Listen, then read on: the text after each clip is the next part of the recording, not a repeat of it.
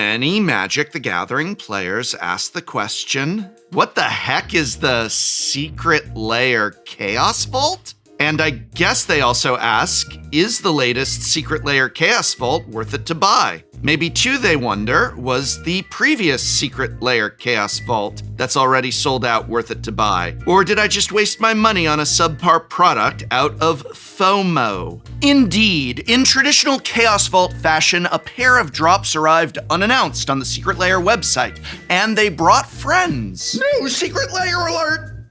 Alien Auroras and featuring Deathburger are both 5-card drops featuring cards to upgrade the 2 Edge of Eternity's Commander precons, World Shaper and Counterintelligence, respectively. How do we know that's their intention? Because these 2 Chaos Vaults drop with their associated Edge of Eternity's Commander precons as optional add-ons, and all for the low additional price of literally exactly MSRP. Wow. Markup-free Commander precons? Guaranteed? We got there, fam. But you better act fast, as Chaos Vault Secret Lairs come like a thief in the night with no warning whatsoever, and they can sell out pretty fast. If you miss the window or maybe manage to avoid the FOMO and decide to take some time to determine whether or not it's worth it to buy, you could miss out on the opportunity forever. I hope you don't now feel like you missed out because FOMO, so you because it's sold out! Both the Alien Auroras and featuring Deathburger drops come in both non-foil and galaxy foil, in addition to non-foil plus the added Commander deck, and galaxy foil plus the added Commander deck. Thus, all told, there are 4 different variations on each drop that you can buy on the Secret Lair site. As always, I really wish they had some high-quality videos showing just what they mean by a galaxy foil. Here's all that our editors could find as a demonstration of what these galaxy foils look like.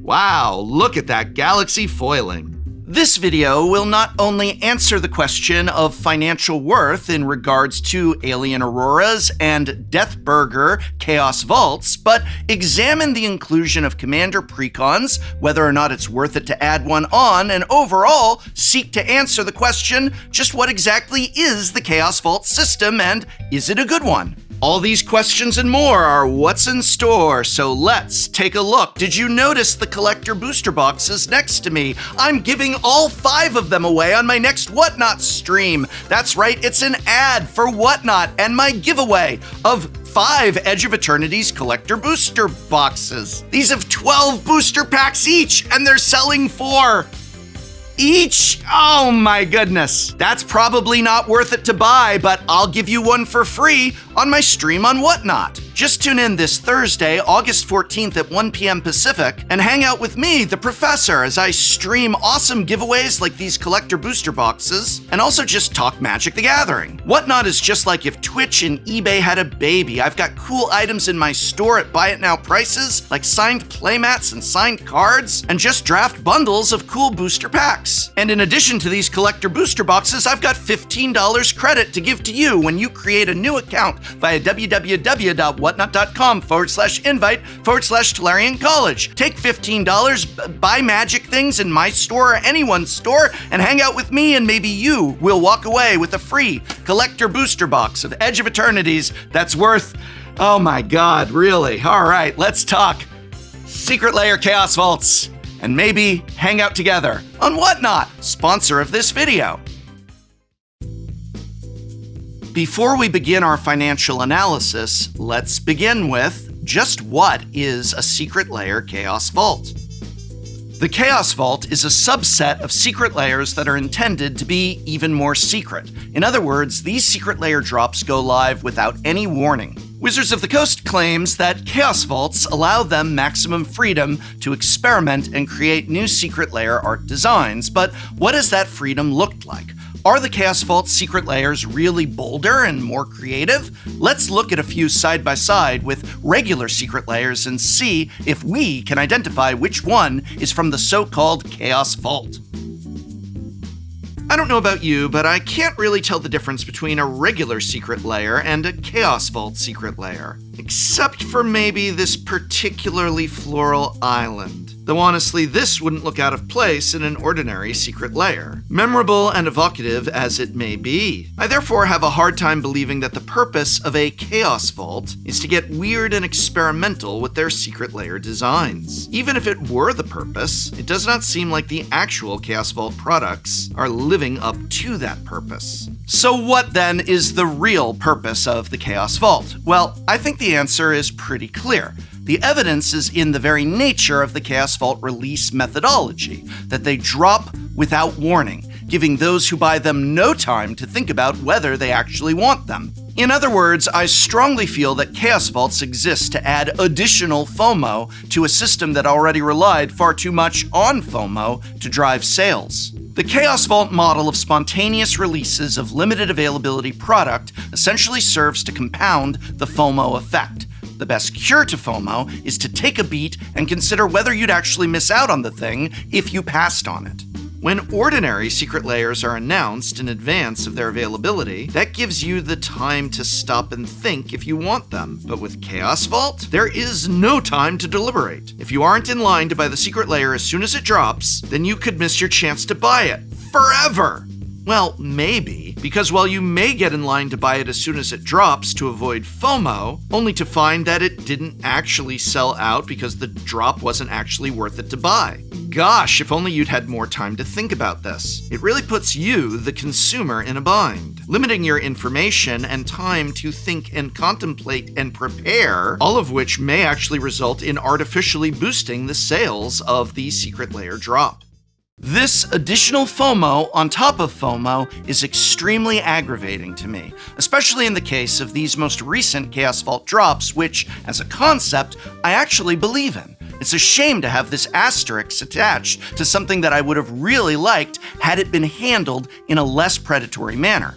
As a concept, introducing a line of secret lair drops that are specifically designed to upgrade the Commander precons that just came out, Commander precons I loved, by the way, is a great idea. An even better idea was the decision to allow players to buy those upgrades in a package deal alongside their associated Commander decks and at MSRP. This is a move that I love on principle, regardless of whether this particular iteration of it is worth the price. And not just in principle. Honestly, I think in practice too, there are tangible benefits to the inclusion of the affiliated Commander precons alongside the upgrades at MSRP.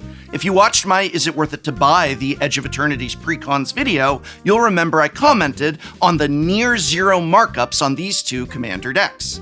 I found it strange, given how great these decks were, that neither World Shaper nor Counterintelligence had the same degree of exorbitant markups that we've gotten used to seeing in past Commander precons. Counterintelligence opened with only about a $10 markup, and World Shaper was going for only about $2 above MSRP. And those were their pre-sale quote-unquote markups. The markups as of now, they're mere dollars, and you can buy both Commander decks on the secondary market for actually a few dollars below MSRP. And that's what I really like about this. Offering precons at MSRP means that it's less likely to see markups at local game stores in the secondary market. But it would also be nice if these particular drops also had good value in and of themselves. So let's see if they do, shall we?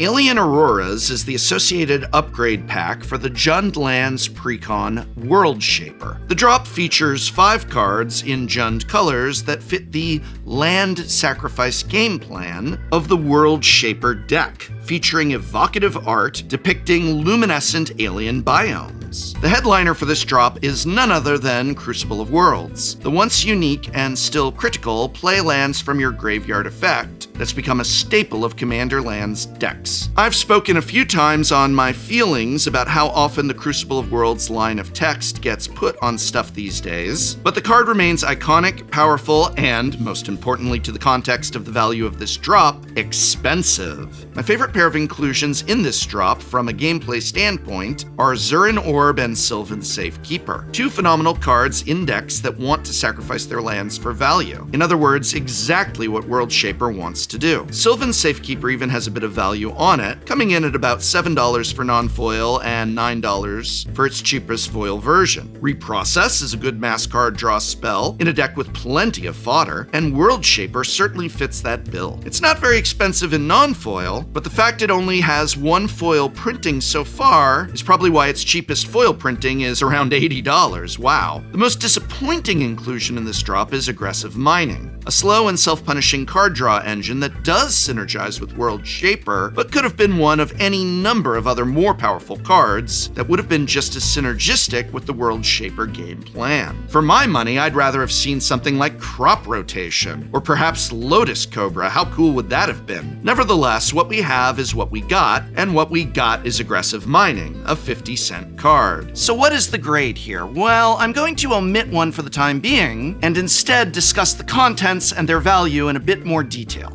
Overall, this secret lair was still decent value thanks in large part to that Crucible of Worlds, and the foil version has a huge price boost on account of the expensive reprocessed foil, but that's more a feature of the card's availability in foil up to this point. This drop isn't perfect, but the value is enough to make Alien Auroras a good showcase for this new idea of offering a Commander Precon upgrade package and the ability to add on a Commander Precon at MSRP. So the total overall value to buy all of these singles in non-foil is $39.58. And if you were to pick up the cheapest foil printings of these cards, you'd be paying $120.97, though keep in mind $80 of that is because of reprocess, and there is of course the option to add on the World Shaper Precon at MSRP. So, speaking strictly in terms of a grade based on financial value, I'm going to give the drop by itself a solid B. It could be better, but it could be a lot worse. And speaking of worse, featuring Deathburger is the upgrade pack for the Counterintelligence Precon. The drop includes 5 artifact-related cards in Jeskai colors, each featuring artwork from the artist Deathburger. The most expensive card in the set is Goblin Engineer, a $7 card from Modern Horizons 1 that sees occasional modern play for its ability to set up the Thopter Sword combo. It's also a fantastic commander card in red artifact decks. That said, it's not a great sign for this drop that it's the most expensive card, and it's only worth about $7, or $9 in foil. Arcbound Ravager is one of the most iconic artifact creatures of all time, a key card in any and all affinity decks from modern to even historical standard builds. And guess what? It's also great in Commander. But despite all that, it's only about a $5 card, or $8 if you want to get fancy in foil. Aethersworn Canonist is a good card in artifact decks, though it's the kind of card that makes you pretty unpopular at the table due to the restriction it imposes on gameplay. It's also not very pricey, coming in at only $2 in non-foil or $7 in change for foil. You might be sensing a trend here, and yes, we're continuing to slide downhill on price. Dance of the Manse is a powerful mass reanimate spell for artifacts and enchantments. It saw some standard play once upon a time in the Esper Doom Foretold deck, but those days are long past. And today, it's essentially a commander-only card and only costs about $50. In foil, we get a genuine price jump, where $10 is what the cheapest foil printing will cost you. Last and certainly least, we have Foundry Inspector, a whopping 20-cent card in foil that is a nice mana reducer in artifact decks. But those decks don't often hurt for mana. Still, it's worth including in your counterintelligence deck if you are able to pick up this drop. I'm not so sure you should though. At only $14 in change for the non-foil, that is classically a fail, and at $35 in change for the Galaxy foil, which again they want $59.99 for, that too is a fail. I mean, let's be real, buying counterintelligence for MSRP and then buying these 5 cards individually would save you a decent chunk of cash. Heck, even if counterintelligence has a little bit of a markup at your local game store, you're still saving money buying these singles at their lowest available price. And that's assuming you want all of them in your upgrade package, which you maybe don't. So yes, this is an absolute fail, but it also begs the question, if an upgrade package of only about $10 to $15 worth of cards is something that this precon needed, why weren't these cards included in the precon to begin with? I mean, ideally, if you're buying a Secret Lair upgrade package for cards to put into your Commander precon, you are getting cards whose secondary market value is greater than what you're paying. Otherwise, why not just buy them on the secondary market to begin with? And in the case of Deathburger, why create an additional product of $15 worth of upgrades that costs $30? For the art? Maybe. But it's just such a missed opportunity. Secret Lair drops like this could provide Wizards of the Coast the chance to really show us what an upgrade package could do. They don't have to be constricted by the prices of the secondary market, because it costs them the same to print $15 worth of cards as it does $50. So why not give us a $50 or $60 reprint package instead of $15? There are so many great artifact cards that are on the more expensive side that would have been great inclusions for an upgrade pack to counterintelligence. Frankly, I don't think many, if any, of the cards in this drop would qualify for a counterintelligence upgrade pack of my design. I just do not like this Secret Lair. It's a weak selection of cards just in terms of upgrades, and it's absolutely a weak selection of cards in terms of financial value.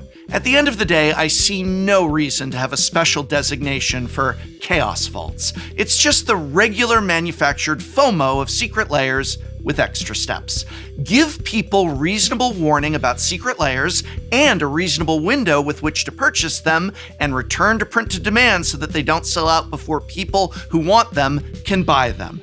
That's all that needs to be said here. As for the idea of Commander Precon upgrade packages, I love it. Really, I absolutely love the idea of offering Precon upgrade packages as Secret Lairs, if it is done correctly, which it was for one of these two drops. The one that sold out. Great! Offering the add-on of Commander Precons at MSRP is also a great use of Secret Lairs, as in my evaluation, it does help keep outrageous markups from happening on the secondary market, and it allows people who may not even have an LGS near them have access to the latest Commander decks at a fixed MSRP. I would actually love to see this be made a regular thing, Wizards of the Coast, but I would also love to not be surprised by an unexpected Secret Lair drop that may even sell out before I've had a chance to think about whether or not it is worth it to buy. I believe strongly that Wizards of the Coast can have its cake, by which I mean make a lot of money, and do so without relying on predatory business practices that leveraged manufactured scarcity of FOMO. Chaos Vaults are not there yet, but they very easily could be. And either way, there's absolutely no reason to call them Chaos Vaults. It's just Secret Lairs. No, Secret Lair alert! Yes, exactly. But that, of course, is just my evaluation, and now I want to hear from you. What do you think of Chaos Vaults? Have you purchased one before? And do you plan to purchase one of these, or at least the ones that did not sell out? Let me know in the comments below. And remember, I am giving away 5 of these collector booster boxes for Edge of Eternities on my next Whatnot stream. Tune in next Thursday, and you might walk away with one of these very valuable, how valuable? That valuable collector booster boxes from me to you, courtesy of Whatnot. Thank you, Whatnot, for sponsoring this video and, giving me these, well, that one, and these to give away on Thursday. Ow, my foot.